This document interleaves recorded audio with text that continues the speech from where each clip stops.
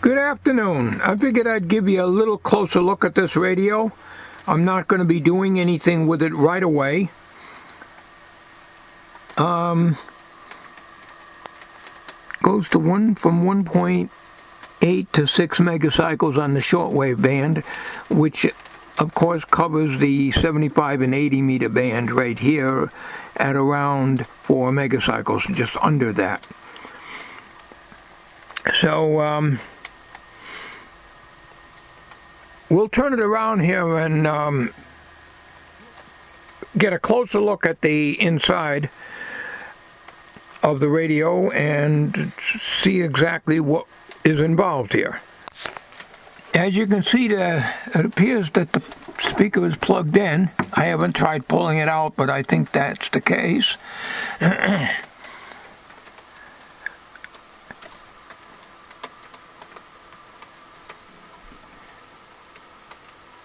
That's some little spider webs in there.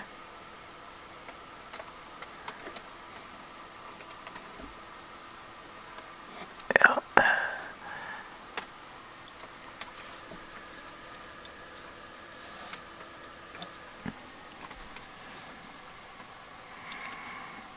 It's got one of those spiders in the middle, like the older radios have. They're usually mechanically adjustable, but I won't know that until I pull the speaker, but I'm not planning on pulling the speaker. It's safer to leave it in the cabinet. I like this brace that they got here. I read the comments, and these hooks, one of my viewers said that these hooks here, you got one here, and you got one over here, could be at the factory. They might have hung the cabinet up when they did the finishing on the cabinet. And you can see these staples that are in here, and then there's a little nail here. But all that stuff I'm going to leave in because I think that's probably original to the radio. Now, the tube location chart is in real nice shape. Model 5T. Now, Fino and a couple of others have given me a link to the schematics. They're not PDF files. What you got to do is click them, and then you save image as, and then I open up Imprint View and view them that way and print them out. But that's fine.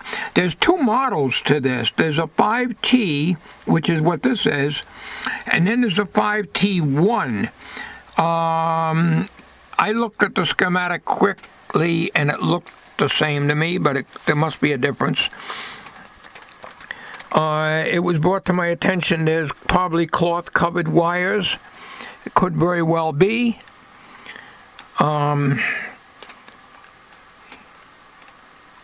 5-tube set. I believe it's a 42 output tube and a 75 AF detector, I believe. Turn this here to try to get you a little view of the tuning capacitor. What I usually do is I clean these up with CRC spray, and then I take a little bit of like 3-in-1 or one of those Zoom oiler things, and oil the ball bearings. See the ball bearings up on the tuning condenser up on the front there? I always lubricate them. You can use lubricate too, but I think if you use a little oil, it'll be sure to get in there. It turns very, very easily. And it's not sure if it's got the pilot bulb in there. It looks probably takes a 44. There's one here, but it looks like it's got a bracket right there that could hold another light. I do have an extra socket that might go in there. Is your wet electrolytics here. And again, they will be on top of the chassis, left there in other words, and all the components will be done underneath. Over here you've got your, I think, without my magnifier here, I think that's for a record player. And this is for your antenna and ground.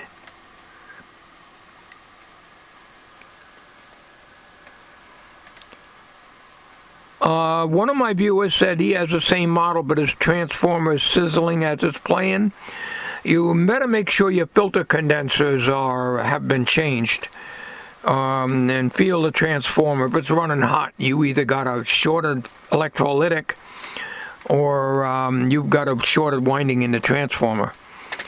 So, but I wrote to him, I answered his comment and said that you could probably use it pretty well. I think you can probably use most any radio transformer of that size. Checking the voltages, of course. Make sure it has a 5-volt winding for your 80 and your 6.3 volts for the rest of the tube, which I believe they are 6-volt filaments. I'm not sure. I'd have to look it up. They could be less. I'd have to look it up. I really don't know what was that a 75? I think that's a 75 right there. I don't remember now. But anyways, you should be able to replace a transformer, but, you know. And this line cord has been changed with some tape on it. That's something I would do. Because you see these holes that they put these cords through are usually too small to put in a grommet. Now, I've got a bunch of grommets that I've got in a package at Harbor Freight, so I could probably redo that. But the cord is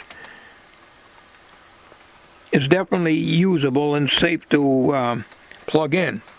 No problem. The speaker plug came out very, very easily. It's a 3-pin plug. So you've got one common wire for the field coil and the voice coil,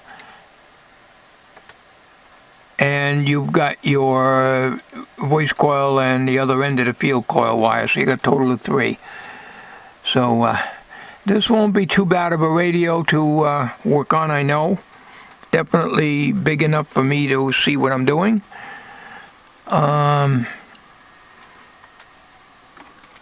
Let me check that back there. That's the latest light here. Feel that there. What's that? Not sure what that is. Let me see if I can reach around for the dial here. Now, it's not a dial cord and it's not moving. I didn't think it was a dial cord. That's a geared assembly, I believe.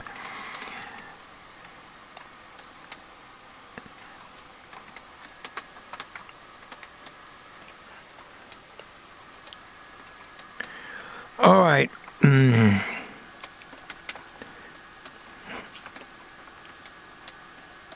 Not sure what that is. Some kind of a bolt or something coming through the chassis there. It might just be a mount for something. That could be something. Somebody might have worked on this. Obviously, somebody did at one time, because this cord is not original. They used cloth-covered power cords back then. Let me flip this over and see how much of a job it is to pull it out. I really don't want to start working on it now. And you know, you start taking things apart and you lose the screws and stuff and everything else. I put them in my magnetic dish, but you know, that doesn't mean I'll forget. Where did these screws come from? Oh, I remember these screws, but I don't know where they went. You know how that goes. All right, I got it laid down on some of this nice soft stuff here so it won't get scratched. It's only got 2 bolts in it, and that's really all it has. There's 2 more holes here, but I think they're adjustments. Now, the chassis is very close to the cabinet, which means that when you release these bolts, it's not going to go dropping down 2 inches or so. So, I don't think it's going to be too bad. I'm kind of anxious to see what's underneath there as far as whether any work has been done on it. And someone had also commented, I do read your comments, that it's probably rubber-coated wire. Yes, the RCA 87K that I gave to Cool Blue Lights had rubber covered wire in it too. You know, when you got rubber covered wire, I think the easiest way to solve that problem is do one wire at a time and get all the rubber off that particular wire, cut a length of heat shrink that's long enough to cover the whole wire, cut one end of the wire, slide the heat shrink over the wire, and reconnect your wire. That way you just recovered an old wire, which is nothing wrong with it, just needs insulation, with heat shrink tubing. I never did it on that radio, and matter of fact, when I started puttering around with that, I don't think they had heat shrink back in those days. Okay, I've got the chassis loose here, very easy. Going to need 2 hands on this, so I'm going to get this out. Just those 2 bolts. That's all it was.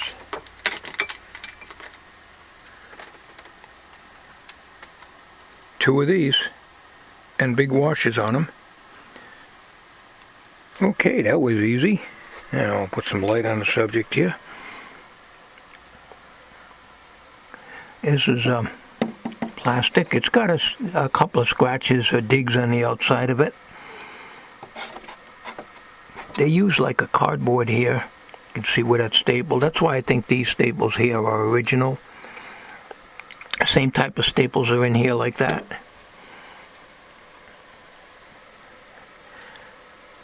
So, and put the cabinet off to the side. We're going to clean that out, of course. Yeah, a lot of the guys are commenting, even if it's a good radio, whether you have the room or not, you can't pass it up, and that's for sure.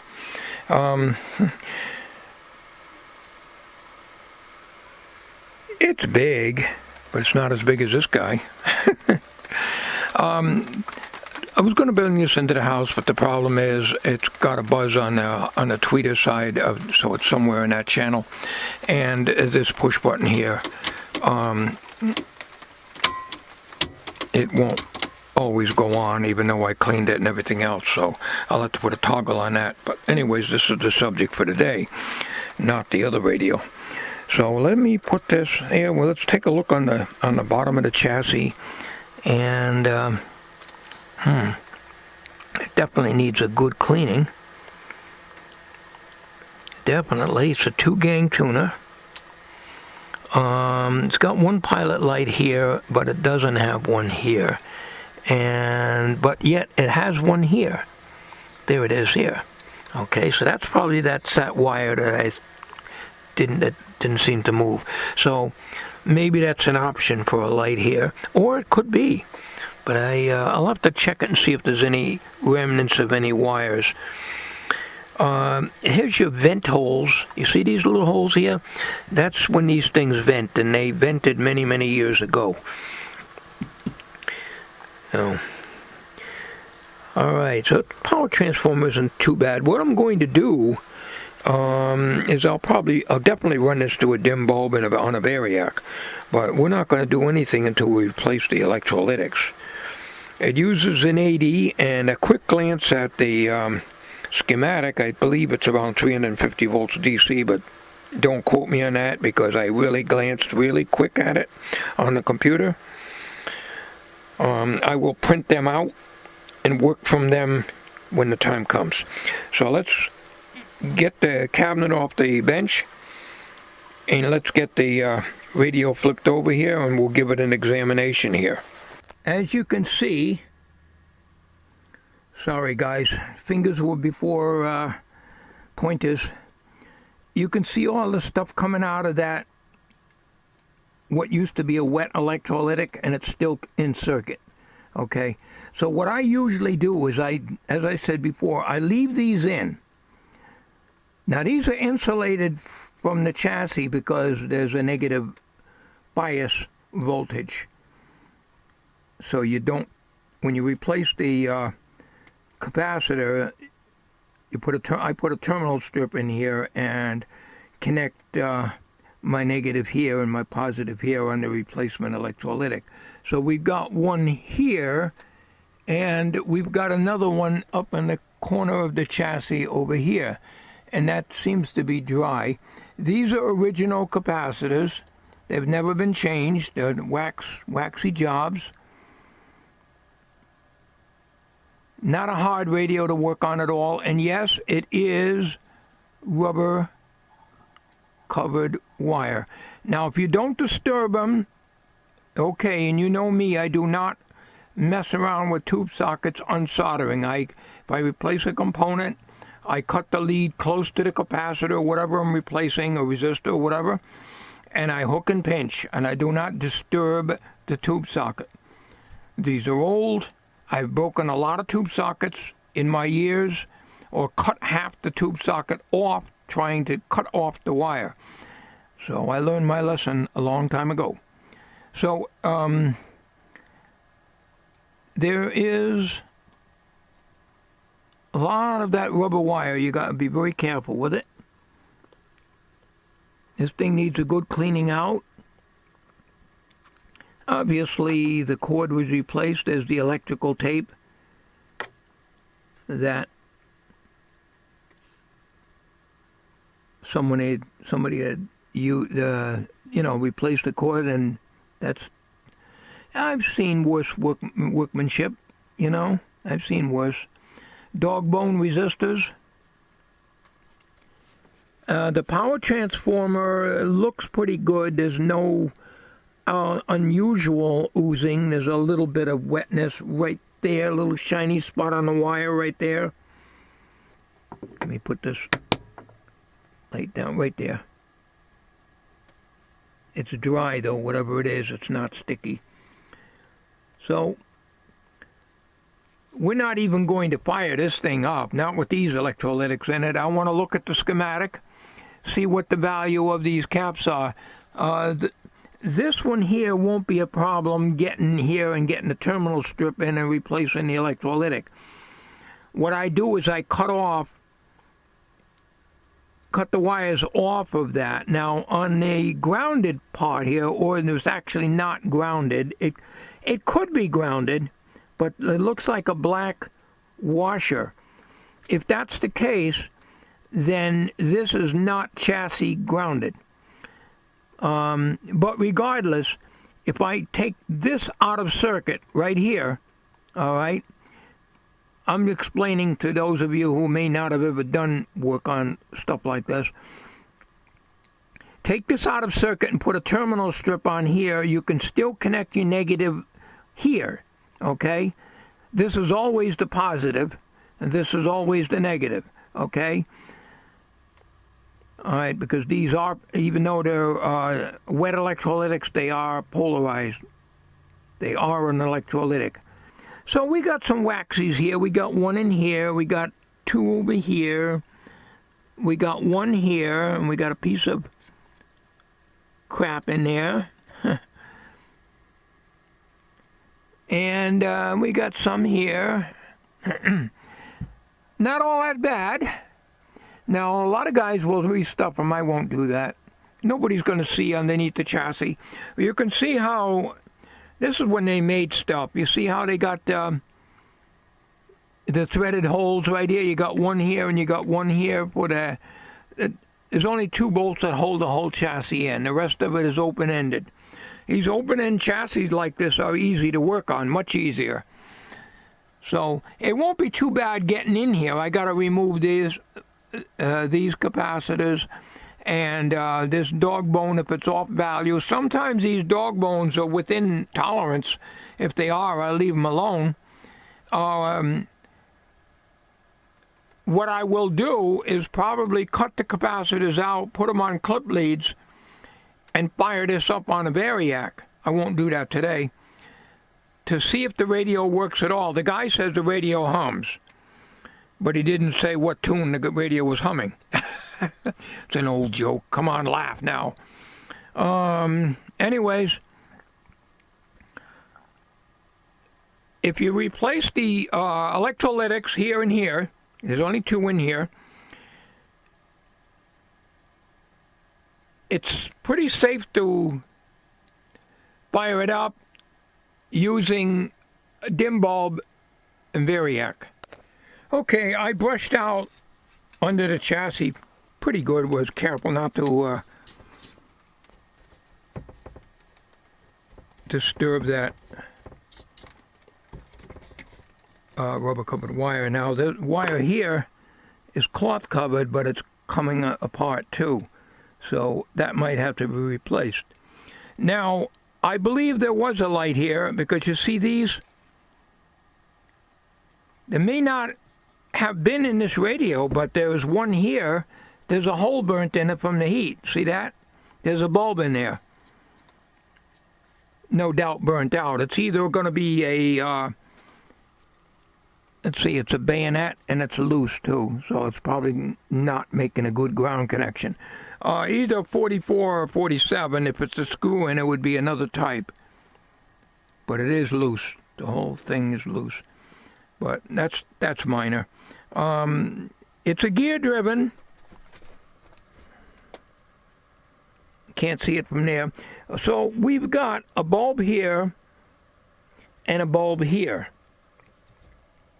which shines through that little hole right there, which isn't that pretty.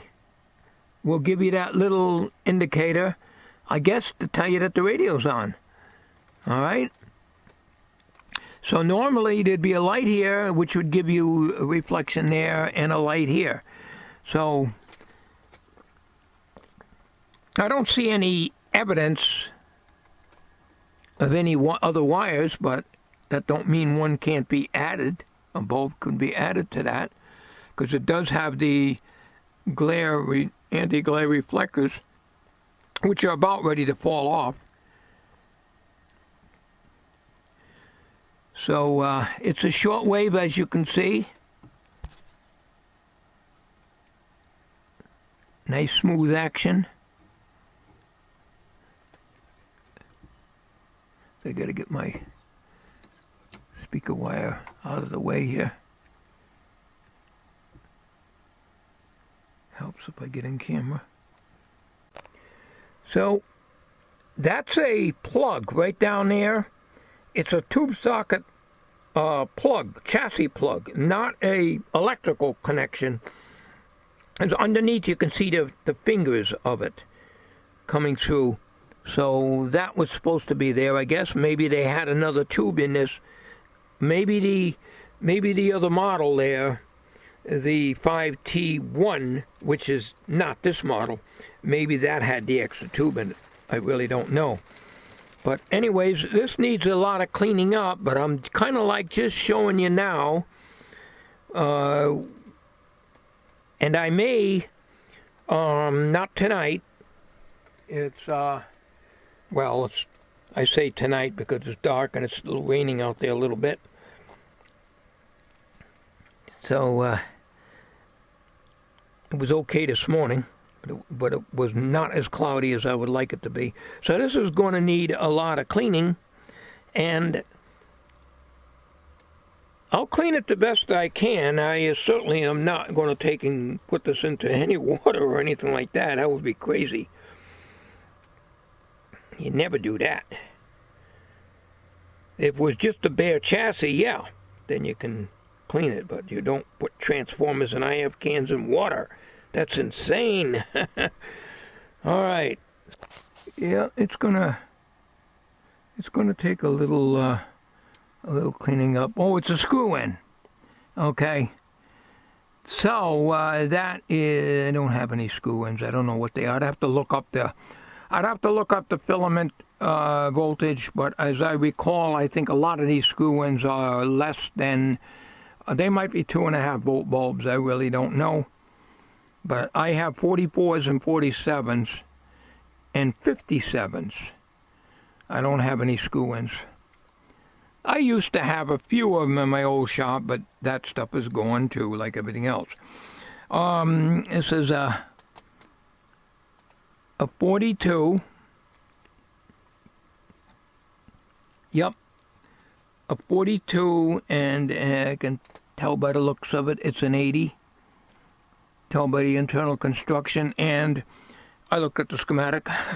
All right, so I wanted to get you a little closer look at this, because I know a lot of you guys are very interested in this. I got a lot of comments on this radio. I guess it's one of my better finds, I guess.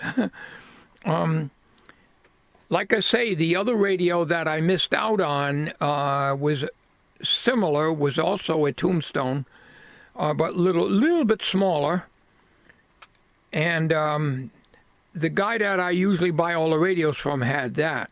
But as I said, this was a different seller. This was the same guy that I bought this from. I'm almost sure I recognized the fella. And I start looking at the stuff, and he tells me this and this about the radio. So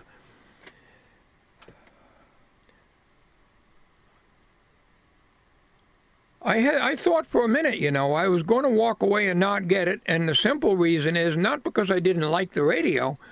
I don't have room for it. All right, folks. Whether I got the room or not, I've got it. I like it. And as a lot of you guys like it too. So we're going to be working on this.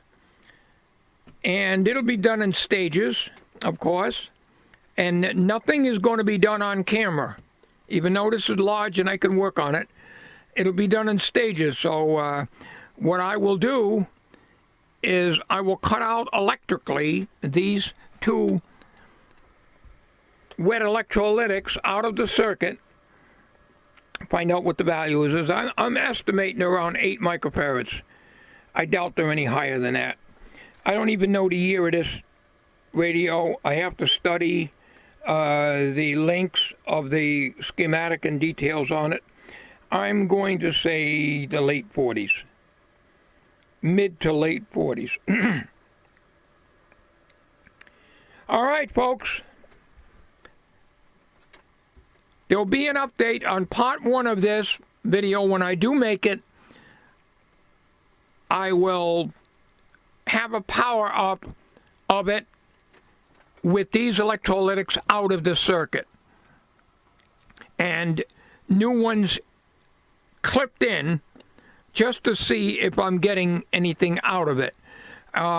Testing the tubes will be done last. I want to just see if there's any life, or hopefully the power transformer's got to be good. If it gets a guy said he got a hum out of it, so if he gets a hum out of it, that means you're getting B+, you're getting filament voltage, so the power transformer is probably okay, most likely, and not a shorted turn or anything. But with electrolytics like this, you'll never run it with them in there, in the circuit that is. Clip them out from underneath and put new ones in underneath. All right, stay tuned for part 1 of this series of the RCA 5T coming soon. I don't know when, but soon.